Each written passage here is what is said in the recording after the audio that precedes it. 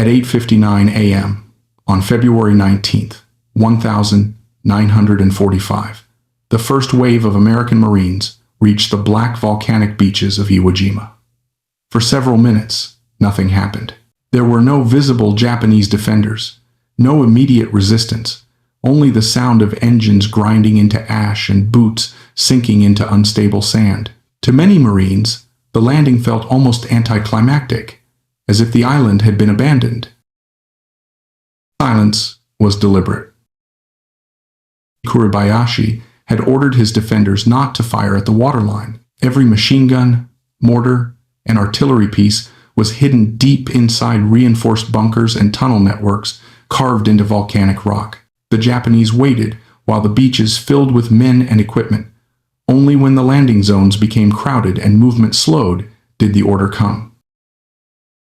Approximately 10 a.m., the island exploded.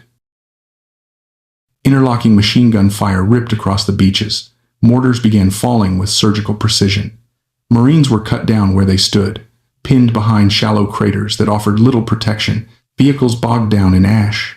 Units lost cohesion within minutes. The carefully planned assault turned into a desperate fight for survival. The men trapped on Green Beach. One was Corporal Tony Stein of Company A, 1st Battalion, 28th Marines.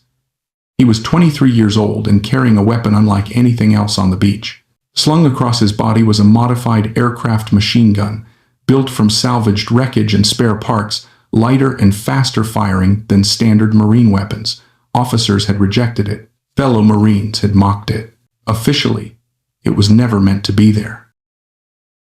Japanese fire intensified. Stein watched his platoon stall under invisible fire from pillboxes buried ahead of them. The enemy positions were almost impossible to spot, firing from narrow slits that blended perfectly into the rock. Marines fired back blindly, wasting ammunition with little effect. Stein understood what was happening. The problem was not courage or numbers, it was visibility and firepower. Someone had to draw the fire, identify the positions, and hit them hard enough to shut them down. He stood up. On an open beach, already littered with bodies, Stein moved forward into the fire. Japanese gunners immediately shifted their aim toward him, revealing their positions in flashes of muzzle fire. Stein watched, counted, and memorized. In seconds, he had mapped the killing ground in his head. He dropped to the sand, brought the improvised weapon to his shoulder, and prepared to do what standard equipment and doctrine could not. As soon as Corporal Tony Stein hit the ground, the improvised machine gun came alive. The sound was different from every other weapon on the beach. It was sharper, faster, almost continuous, a tearing roar that cut through the chaos. In 3-second bursts, Stein poured concentrated fire directly into the narrow firing slits of the nearest Japanese pillbox. 60 rounds disappeared in an instant. The gun inside went silent. Not pause. Came slightly north and fired again. Another short burst. Another bunker stopped firing. The weapon overheated almost immediately. The thin aircraft barrel never designed for ground combat, but the effect was devastating. Japanese gunners who had survived the first bursts withdrew deeper into their tunnels, abandoning their positions rather than face the storm of bullets. In 2 minutes, Stein had emptied his first 100-round belt. The platoon advanced for the first time since landing, pushing forward across ground that moments earlier had been a death trap. But the advance could not continue without ammunition. Stein looked back toward the beach.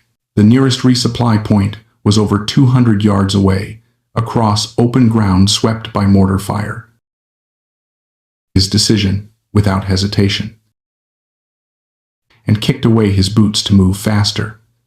He sprinted back toward the beach, weaving through explosions as shells detonated around him. When he reached the ammunition cache, he grabbed multiple belts and slung them over his shoulders. On the return run, he spotted a wounded Marine crawling helplessly in the open. Stein stopped, lifted the man, and dragged him to safety before continuing forward. Minutes later, Stein was back in position. Firing, this time targeting Japanese soldiers attempting to reposition mortars and throw grenades. Every time an enemy silhouette appeared, the Stinger answered instantly. The weapon's relentless rate of fire pinned defenders inside their bunkers, buying precious time for Marines to move. Then, the ammunition ran out. Fire. Again he returned carrying belts and wounded men. Each trip followed the same pattern: sprint, resupply, rescue, return. Japanese gunners began anticipating his route, walking machine gun fire across the sand where he ran. Stein kept moving. Early afternoon, he had made multiple trips under fire. His hands blistered from the overheated metal. His uniform was soaked with sweat and volcanic ash. The Stinger itself had been hit by enemy rounds, knocked from his hands, then recovered and fired again. Still, he kept going. Stein broke the Japanese defensive line directly in front of his platoon. Pillboxes that had slaughtered Marines at landing were silent. The unit advanced hundreds of yards inland, cutting off Mount Kuribayashi from the rest of the island. What had begun as a stalled assault became a foothold that would not be pushed back. Tony Stein was not finished yet. By mid-afternoon, the fighting no longer resembled a landing operation. It had become a grinding battle of endurance, fought yard by yard against an enemy that refused to retreat. Japanese defenders no longer tried to hold exposed positions. Instead, they emerged briefly from tunnel openings, fired, threw grenades, and vanished again. Every movement was calculated to bleed the Marines without offering a clear target. Stein adapted faster than the enemy could and began hunting individuals. Mortar spotters directing indirect fire, grenadiers crawling forward under cover of smoke, runners moving between tunnel entrances. Each time a Japanese soldier exposed himself for even a second, Stein's weapon answered immediately. The Stinger's violent rate of fire turned fleeting targets into sudden casualties. The psychological effect was immediate. That any movement drew instant punishment. Positions that had been active minutes earlier fell silent. Others shifted deeper underground. The constant pressure allowed Marine squads to move, regroup, and dig in without being annihilated in the open. Stein's ammunition vanished as fast as he could carry it. For the third time, then the fourth, he ran back across the same exposed ground to resupply. Each trip grew more dangerous. Enemy gunners adjusted their aim. Mortars walked closer. Machine gun bursts chased him across the ash. On one run, a bullet struck the Stinger's receiver, slamming the weapon into the ground. Stein picked it up, checked the action, and kept firing. Did not slow down. Stein carried wounded Marines back to safety. Some were barely conscious. Others screamed in pain as shrapnel tore through their legs and torsos. Stein ignored his own exhaustion and burns, lifting men heavier than himself and dragging them through fire. He delivered them to the rear, grabbed more ammunition, and turned back toward the fight. Late afternoon, his platoon had advanced nearly 700 yards inland. Mount Kuribayashi, once the heart of Japanese firepower on the southern beaches, was now partially isolated. The initial Japanese plan to destroy the first wave at the shoreline had failed. Marines were dug in. The beachhead held. Darkness approached. Stein made his final resupply runs of the day. His hands were blistered raw. His body was shaking from exhaustion. He had been fighting almost continuously for hours without helmet or boots. Operating a weapon never meant to survive that kind of abuse. When his officers asked for a status report, Stein answered calmly. Pillboxes destroyed. Routes cleared. Men evacuated. He did not exaggerate. He did not boast. He simply reported what he had done. By nightfall on February 19th, the beach at Iwo Jima was still soaked in blood. Casualties were staggering. But because one Marine refused to stop moving, refused to stop firing, and refused to accept the limitations of standard doctrine, dozens of his brothers were still alive. had not broken him.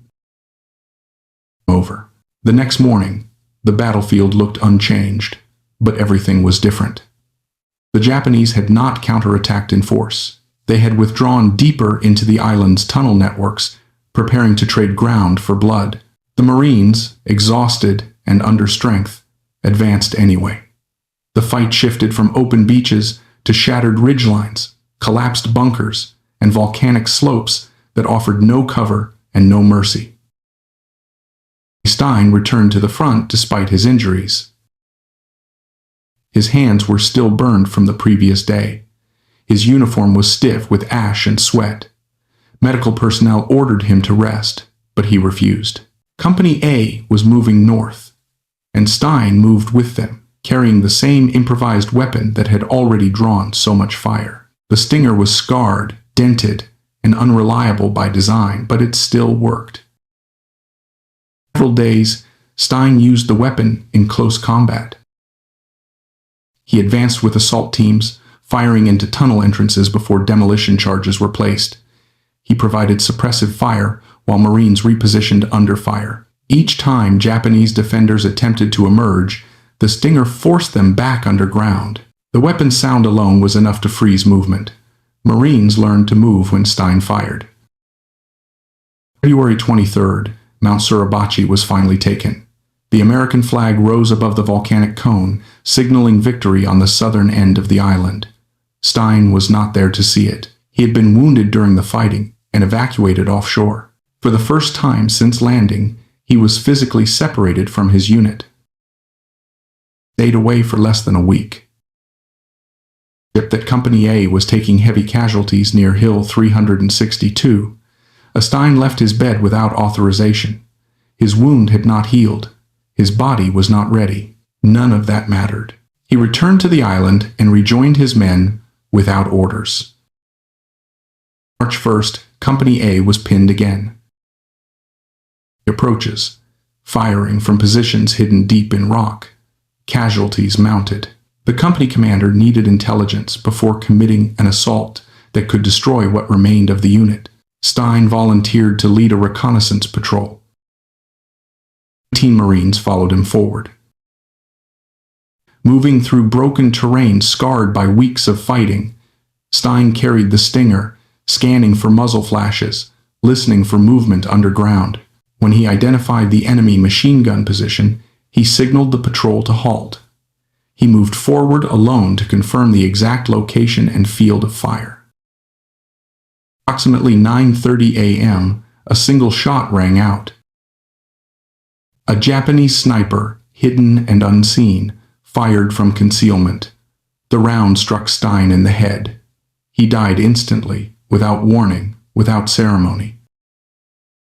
Patrol recovered his body and withdrew. He had survived the worst day of the invasion, broken fortified defenses, saved wounded Marines, and returned to the fight when he had every reason to stop. His war ended not in a charge or a blaze of fire, but in silence, doing exactly what he had done since the first hour on the beach. Himself forward so others did not have to. Tony Stein's body was carried back under covering fire and buried on the island he had helped secure. The battle for Iwo Jima continued for weeks, consuming men and ammunition at a rate few battles in the Pacific ever matched. When it finally ended, nearly every Japanese defender was dead, and thousands of Marines had been killed or wounded. But the ground Stein had fought for on the first day never fell back into enemy hands. Actions did not disappear into rumor or exaggeration. Stein's battalion commander submitted a recommendation for the Medal of Honor detailing exactly what he had done on February 19th. The report listed the pillboxes destroyed, the repeated trips under fire, the wounded men carried to safety, and the way his firepower allowed the platoon to advance when it should have been annihilated on the beach. The recommendation moved up the chain of command without hesitation. The senior officer who reviewed it approved. February 19th, 1946. Stein's widow received the Medal of Honor on his behalf in Ohio. The citation described conspicuous gallantry and intrepidity above and beyond the call of duty. It did not mention fear, pain, or exhaustion. It simply recorded facts, because the facts were enough. The weapon that made his actions possible did not survive the war. All 6 Stinger machine guns built from wrecked aircraft parts were scrapped or lost in post-war inventories. The Marine Corps did not preserve improvised weapons. They were never meant to exist. No original Stinger sits in a museum today. Its legacy lives only in reports, photographs, and the memories of the men who watched it change the course of a firefight. Its impact endured. Marine Corps Ordnance officers studied what Stein and his fellow Marines had done. They recognized a truth the battle had made unavoidable. Standard equipment had limits. Combat exposed gaps that only improvisation and experience could fill. The Stinger proved that lighter, faster-firing weapons could dominate at the squad level when doctrine lagged behind reality. That lesson shaped the future. Lighter general-purpose machine guns, weapons that combine mobility with sustained firepower. The ideas proven on a volcanic beach in 1945 helped guide designs that would emerge in the following decade. Not because the Stinger was perfect, but because it solved a problem when nothing else could. Stein never called himself a hero. Marine, a man who understood machines and refused to accept failure when lives depended on solutions. On Iwo Jima, he did not fight to make history. He fought to keep the men around him alive. In doing so, he left behind a legacy that no standardized weapon, no doctrine, and no official plan could have produced. Marine. 1 improvised gun. 8 hours that changed everything. War is often remembered through equipment lists, unit movements, and casualty numbers. But the deeper lessons are usually carried by individuals who expose the limits of doctrine under real conditions. The story of Tony Stein does not teach that improvised weapons are inherently superior, nor that courage alone wins battles. It teaches something far more uncomfortable and more useful. Modern warfare is decided by the speed at which humans recognize failure and adapt faster than the system around them. Paper, the assault on Iwo Jima was meticulously planned. Naval bombardment, airstrikes, synchronized landings, and standardized infantry equipment were all designed to overwhelm Japanese defenses. What those plans could not account for was an enemy that had rejected surface defense entirely and invested everything in concealment, delay, and attrition. When the Marines landed, doctrine failed immediately. Standard machine guns were too heavy. Fields of fire were invisible. Movement was impossible. Units did not lack bravery. They lacked a way to solve the problem they were actually facing. This is where Stein's story becomes instructive. He did not invent a new tactic under fire. He did not improvise because of heroism or recklessness. He improvised because his civilian experience allowed him to recognize a mechanical and tactical mismatch before combat ever began. He understood that the problem was not volume of fire, but speed, mobility, and suppression delivered instantly at the moment of exposure. The Stinger was not a miracle weapon. It was a workaround built by someone who understood machines under stress. Distinction matters. Stein's effectiveness did not come from violating doctrine for its own sake. It came from recognizing that doctrine lagged behind reality. Institutions are slow by design. They standardize equipment to simplify training, logistics, and command. That standardization is necessary for mass warfare, but it creates fragility when conditions deviate from assumptions. On Iwo Jima, every assumption collapsed within minutes of landing. The environment, enemy tactics, and terrain rendered approved solutions inadequate. The lesson is not that armies should rely on improvisation. It is that armies must leave room for it. Stein was able to act because he was not mentally constrained by what was supposed to work. His background as a toolmaker trained him to think in terms of function rather than authorization. When something failed, he did not ask who approved the solution. He asked whether it worked. That mindset saved lives long before any official report could catch up. Another lesson emerges from how Stein used the weapon, not just that he carried it. The Stinger's high rate of fire was effective only because Stein understood restraint. He fired short bursts, shifted targets deliberately, and avoided sustained fire that would destroy the barrel. This contradicts a common myth of automatic weapons, that more fire automatically equals more effect. In reality, effect comes from timing, accuracy, and psychological dominance. Stein's bursts were terrifying not because they were continuous, but because they arrived instantly and decisively whenever a Japanese position revealed itself. It reveals a deeper truth about suppression.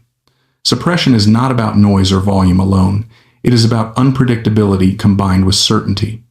Japanese defenders learned that exposure meant immediate death. That knowledge froze movement far more effectively than indiscriminate fire ever could. Stein achieved suppression not by saturating space, but by collapsing the enemy's decision cycle. They could no longer act without consequence. Repeated resupply runs underline another lesson, often lost in hero narratives. Endurance wins battles more often than singular moments of brilliance. Stein did not break the beach in one dramatic charge. He did it through repetition. Fire, empty, run, return, fire again. Each cycle extended the platoon's survivability. Each cycle widened the margin for others to move. Modern warfare still follows this pattern. Tactical success is cumulative. Small advantages, repeated relentlessly, eventually overwhelm even the best defenses. Equally important is what Stein did when he was not firing. Carrying wounded Marines was not an act separate from combat effectiveness. It was part of it. Every man evacuated was one less casualty, draining morale, medical resources, and unit cohesion. In close combat, psychological endurance matters as much as physical firepower. A unit that believes its wounded will be recovered fights differently from one that believes injury equals abandonment. Stein's actions reinforced cohesion under the worst conditions imaginable. Also a lesson in what happened after Stein's initial success. The Marine Corps did not adopt the Stinger. This is often misinterpreted as institutional blindness. In reality, it reflects another hard truth. Not every battlefield innovation should become standard. The Stinger overheated rapidly, consumed ammunition at unsustainable rates, and required specialized maintenance. It worked in a specific context, in specific hands, under specific conditions. Scaling such a weapon across an entire force would have created new problems, even as it solved others. It highlights the difference between tactical innovation and strategic procurement. Stein proved a concept, not a product. He demonstrated a need for lighter, faster, firing squad-level automatic weapons, but not necessarily the exact configuration to meet that need. Post-war development absorbed the lesson without copying the solution. That is how healthy military learning works. It extracts principles, not artifacts. Another uncomfortable lesson lies in Stein's death. He did not survive the war despite everything he had done. This matters because it dismantles the idea that excellence guarantees survival. Stein was not reckless when he volunteered for reconnaissance near Hill 362A. He was doing what experienced soldiers do, gathering information to prevent larger losses. His death was not a failure of judgment. It was the cost of contact with a competent enemy. War does not reward virtue. It consumes it. It forces a sober understanding of heroism. Stein's value was not that he was invulnerable or exceptional in every moment. It was that he consistently chose action that benefited others even when it increased his own risk. That pattern, repeated across hours and days, is what defines meaningful contribution in combat. Not survival, not recognition, contribution. Stein's story was recorded also carries a lesson. His Medal of Honor citation lists facts, not emotions. It avoids dramatization. This reflects how militaries preserve institutional memory. Emotional truth is unreliable. Factual patterns endure. Pillboxes destroyed. trips made, men evacuated. These data points allow future generations to study cause and effect without mythology obscuring reality. Stein's story exposes a recurring misunderstanding about technology and warfare. The Stinger did not win Iwo Jima. Technology alone never does. What it did was compress time. It shortened the window between enemy exposure and friendly response. In modern warfare, from drones to cyber operations, this compression remains decisive. Victory increasingly belongs to the side that can observe, decide, and act faster than the opponent. Stein achieved that speed with a crude, improvised weapon because his mind was already operating ahead of doctrine. In the end, the deepest lesson is not about weapons, bravery, or even adaptation. It is about responsibility. Stein did not wait for permission to solve a problem that was killing the men around him. He accepted responsibility for outcomes rather than roles. That mindset is rare, uncomfortable, and essential. Systems depend on it, even as they resist it. Stein did not change the war because he was extraordinary. He changed it because he understood that when systems fail, responsibility shifts downward to individuals who are willing to act without guarantees. That lesson remains as relevant now as it was on a volcanic beach in 1945.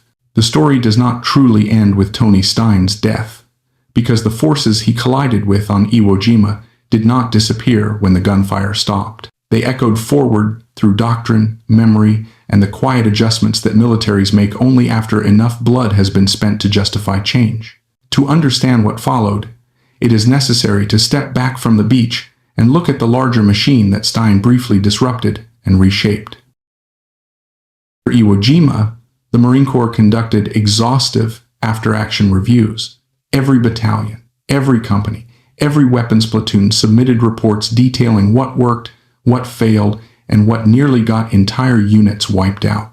These documents rarely mentioned heroism. They focused instead on friction, weight, ammunition consumption, heat, visibility. The inability of standard equipment to keep pace with the tempo of combat in confined, fortified terrain. Stein's name appeared not as legend, but as data, a reference point in discussions about suppression, mobility, and squad-level firepower. Emerged from those reports was not a sudden revolution, but an accumulation of quiet realizations. Commanders recognized that infantry combat had changed faster than their procurement cycles. Pacific Island warfare compressed engagement distances, punished heavy equipment, and rewarded immediate fire response. The environments Marines faced were not open battlefields suited to tripod-mounted guns and textbook maneuvers. They were volcanic slopes, caves, tunnels, and rubble fields where seconds decided survival. Institutional response was cautious, as institutions always are. The Marine Corps did not rush to field improvised weapons. Instead, it adjusted training. Fire discipline became more emphasized. Assault teams were reorganized to integrate automatic fire more closely with movement. Greater attention was paid to individual initiative within squad actions. None of these changes carried Stein's name, but all of them reflected the conditions his actions exposed. A tendency in historical storytelling to treat innovation as a spark that instantly reshapes the future. Reality is slower and more resistant. Stein's Stinger did not trigger immediate adoption of new weapons. It added weight to an argument already forming. Other Marines across the Pacific had been jury-rigging solutions to similar problems. Stein's actions simply made those arguments impossible to ignore. Equally important is what did not change. The Marine Corps did not abandon standardization. It did not encourage widespread modification of issued weapons. This restraint is often misunderstood as conservatism or failure to learn. In truth, it reflects the brutal mathematics of mass warfare. An army cannot rely on the rare combination of mechanical skill, combat judgment, and physical endurance that Stein possessed. It must plan for the average soldier, under stress, in chaos, with minimal preparation. That reality places limits on how far improvisation can be institutionalized. Tension between individual excellence and organizational necessity is one of the enduring themes of Stein's story. He succeeded precisely because he was an exception. Systems exist to function without exceptions. They absorb lessons only when those lessons can be generalized. Stein's actions forced the Marine Corps to confront where general solutions failed, but they did not provide a universal replacement. The human cost of that gap continued to be paid by others. As the Marines moved north across Iwo Jima, the fighting grew more desperate. Japanese defenders exploited the same tunnel network Stein had suppressed on the beach, emerging behind American lines, striking supply routes, and vanishing again. Marines adapted, but adaptation was always reactive. Every gain required blood. Stein was not there to shoulder the burden anymore, but the problem he had confronted remained.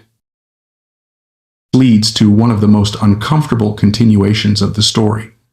Heroism does not eliminate systemic risk. It temporarily offsets it. Stein bought time, space, and opportunity for his platoon and battalion. He did not remove the underlying dangers of the environment or the enemy. War does not reward even the best solutions with permanence. Every advantage decays as the enemy adapts or conditions change. Years after the war, Stein's story was taught to Marine recruits not as a tale of mechanical ingenuity, but as an example of ethos. Adapt and overcome became shorthand for a deeper expectation that Marines must be prepared to operate when plans collapse and equipment fails. This framing matters. It places responsibility on the individual without promising success or survival. It acknowledges that no doctrine can cover every contingency. There is a danger in this narrative as well. Celebrating individual adaptation can become a way for institutions to avoid confronting structural deficiencies. If heroism becomes the expected solution, failure becomes personal rather than systemic. Stein's story walks a fine line here. It inspires, but it can also obscure the cost of relying on exceptional individuals to compensate for predictable shortcomings. More honest reading recognizes that Stein paid with his life partly because the system had not caught up to reality. He returned to combat wounded because his unit lacked enough experienced men. He led reconnaissance personally because intelligence gathering remained dangerously manual. His death was not just the result of enemy action, but of cumulative strain placed on individuals by an unforgiving operational environment. It does not diminish his actions, it clarifies them. Stein was not a romantic figure charging into destiny. He was a Marine responding to gaps that should not have existed but did. His willingness to fill those gaps saved lives. His inability to survive them reflects the limits of human endurance.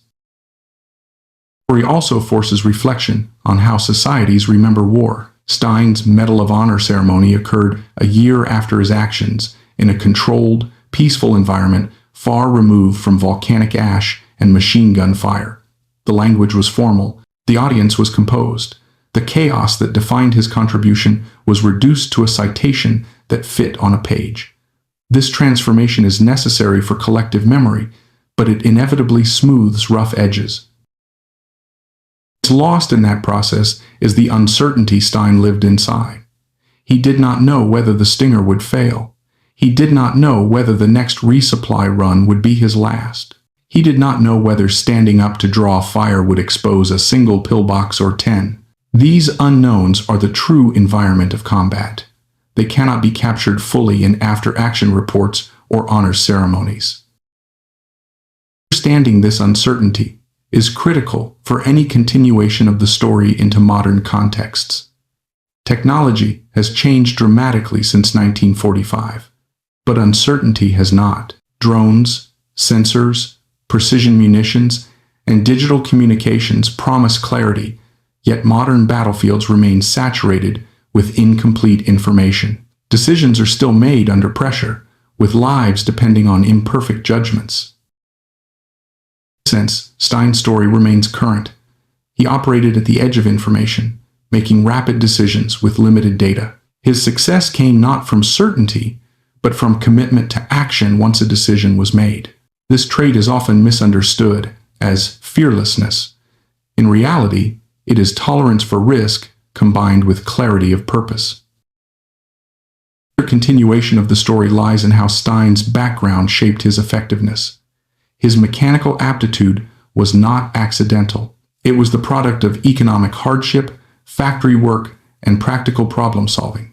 This raises uncomfortable questions about how modern forces select and prepare individuals. Technical skill is often siloed away from combat roles, treated as a specialization rather than a mindset.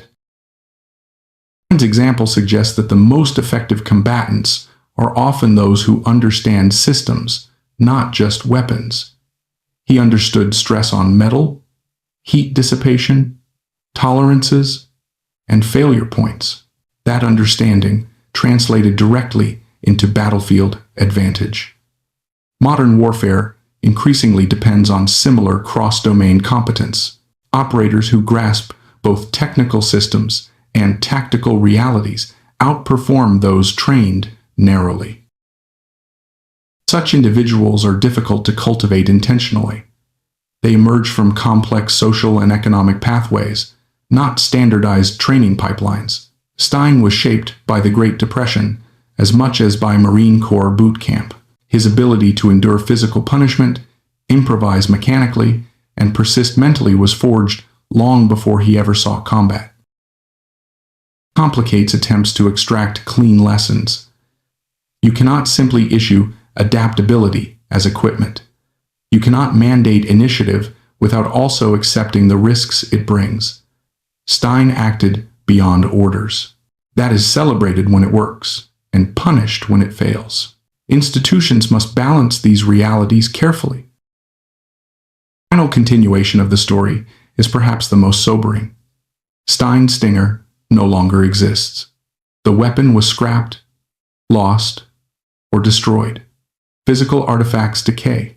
What remains are stories, interpretations, and lessons filtered through time. Each generation retells the story according to its needs. If the story is reduced to spectacle, it becomes entertainment. If it is reduced to doctrine, it becomes abstraction. Its true value lies somewhere between. It is a case study in human agency under extreme constraint. It reminds us that war is not solved by equipment alone, nor by courage alone, nor by planning alone. It is navigated moment by moment by individuals who carry the consequences of their choices in real time. Stein did not know he would be remembered. He did not know his actions would be studied.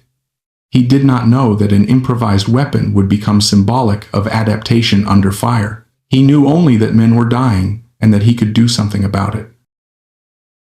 This is where the story truly continues, not in medals or museums, but in every moment where someone confronts a problem that doctrine did not anticipate and chooses to act anyway.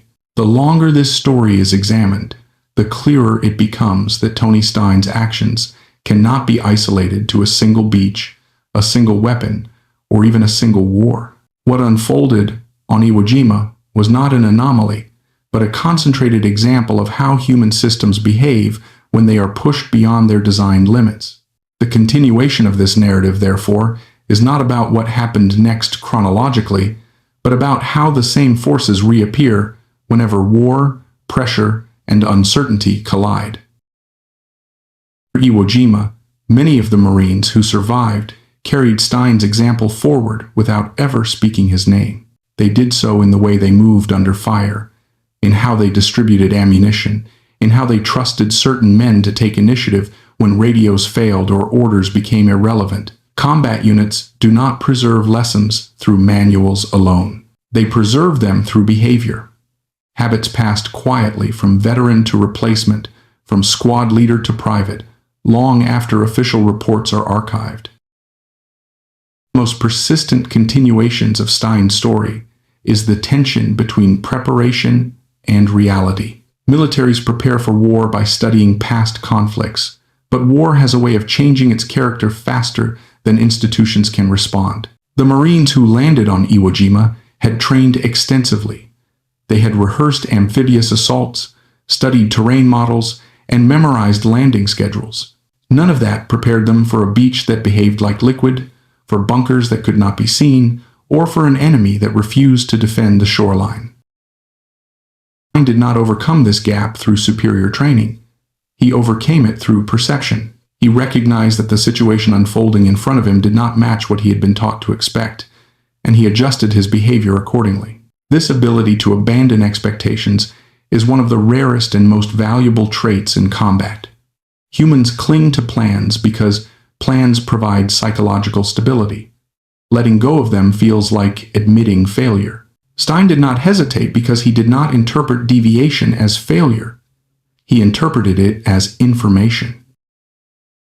This distinction matters deeply when considering how modern forces prepare for future wars. Technology promises prediction. Simulations promise control. Yet every major conflict reveals conditions no model anticipated.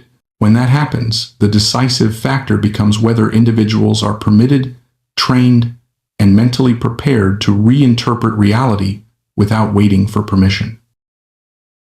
The continuation of the story lies in how risk is distributed. Stein absorbed risk personally to reduce it for others.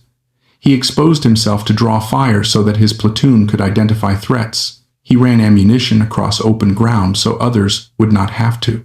He carried wounded men instead of leaving them to crawl. These actions redistributed danger away from the collective and onto the individual. This is often described as selflessness. But from a systems perspective, it is also optimization. Concentrating risk in a single capable actor can stabilize a larger system temporarily. The principle appears repeatedly in warfare. The most competent individuals are often pushed hardest, tasked repeatedly, and relied upon disproportionately. Over time, this creates a paradox. The people most capable of sustaining the system are also the ones most likely to be lost to it. Stein's death fits this pattern. He survived the most intense day of the invasion, only to be killed later while performing another high-risk task that others could not. It raises a difficult question with no comfortable answer. How much should a system rely on its best individuals? Over-reliance creates vulnerability. Underutilization wastes capability. Stein's story sits directly on this fault line. He was indispensable precisely because he was irreplaceable, and that irreplaceability made his loss devastating. Continuation of this narrative also forces a confrontation with the limits of recognition. Stein received the Medal of Honor, the highest military decoration, yet no medal can compensate for the absence his death created within his unit. Honors serve society's need to acknowledge sacrifice, not the battlefield's need for continuity. The Marines who lost Stein lost a problem solver, a stabilizing presence, and a source of confidence under fire. No citation could replace that. This gap between symbolic recognition and practical loss is a recurring feature of war. Societies commemorate individuals because they represent values worth preserving. Units mourn individuals because they represent capability that cannot be replaced quickly. Both responses are valid, but they operate on different levels. Stein's legacy exists in this tension, honored publicly while felt privately by those who depended on him. The war moved toward its conclusion. Similar patterns repeated across the Pacific and Europe. Improvised solutions emerged wherever standard tools failed.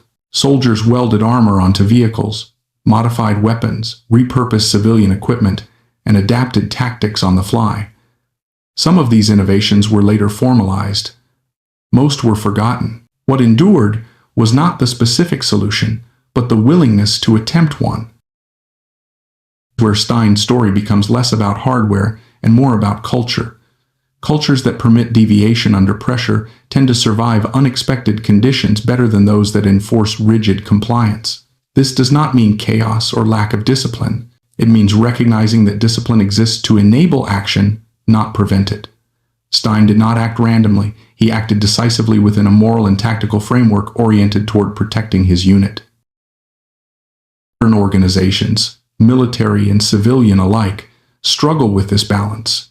Procedures are designed to prevent error, but they also prevent adaptation when reality changes faster than rules can. Stein's actions illustrate the cost of waiting for authorization in environments where time equals lives. They also illustrate the responsibility borne by those who choose to act without it. The continuation of the story is psychological.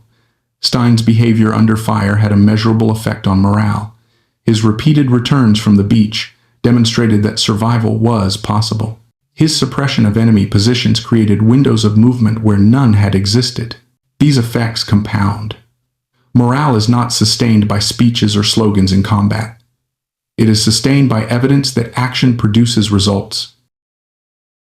The principle extends far beyond Iwo Jima. Units that experience early success, even limited success, adapt faster and fight more cohesively. Those that experience repeated failure without explanation degrade quickly. Stein's presence provided proof that the situation, while lethal, was not hopeless. That proof mattered as much as the rounds he fired. Morale cuts both ways. The Japanese defenders experienced the inverse effect.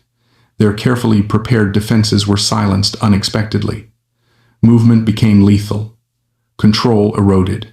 Psychological dominance shifted not because the Americans outnumbered them, but because one unexpected variable disrupted their assumptions. This highlights a rarely discussed aspect of combat effectiveness: the destruction of expectation. When reality violates belief strongly enough, decision-making collapses. Stein's Stinger did exactly that. It violated Japanese expectations of American firepower and behavior. The weapon sounded different. It fired faster. It appeared where it should not have. That disruption mattered as much as physical damage. In modern warfare, similar effects are achieved through cyber attacks, electronic warfare, and information operations. The principle remains the same. Break the enemy's understanding of the fight. As time moves further away from World War II, there is a temptation to view these stories as relics of a simpler era. This is a mistake. The core dynamics Stein navigated: uncertainty, friction, adaptation, and sacrifice remain constant. Only the tools change. Drones replace machine guns. Algorithms replace range estimation.